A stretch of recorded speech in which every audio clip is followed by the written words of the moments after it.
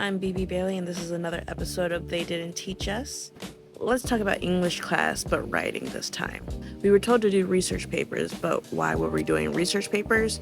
We were practicing how to defend our positions based off source material.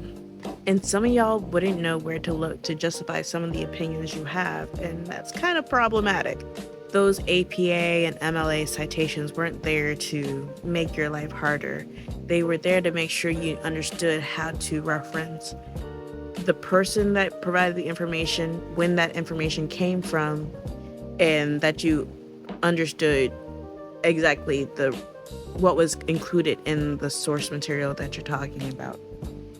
It was about crediting others for information that they've already learned, which isn't a problem. We're always going to learn from other people. And the fact that we don't prioritize learning how to credit people is why we get into a culture where content creators don't always know how to credit where they've gotten their inspiration from. Or you get, new systems and intelligence that says, oh, this was already here, but we don't need to reference the source material because now that I've created it, it is my own invention. And that will create conflict no matter, the intention of it all. So in school, we had essays, which were, 5 paragraphs. You're basically starting with a point, you're giving evidence, and you're coming up with a conclusion. But the further you get in academic writing, you start writing research papers and thesis that become several pages long because you're working in sections. You're making bigger chunks of information dissectable to your audience.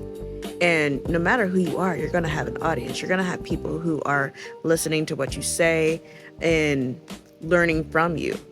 Everybody has the potential to be a teacher, but the more we treat people like they are only a student who's going to get it, or a worker who needs to provide labor, we're not actually accounting for the capabilities of people because they just weren't taught in a way that made sense to them. Everybody has the capability of expressing a point, providing sources in detail, in backup. But we didn't emphasize that that's why we were writing these papers. These papers were supposed to be a practice in having an opinion and validating it.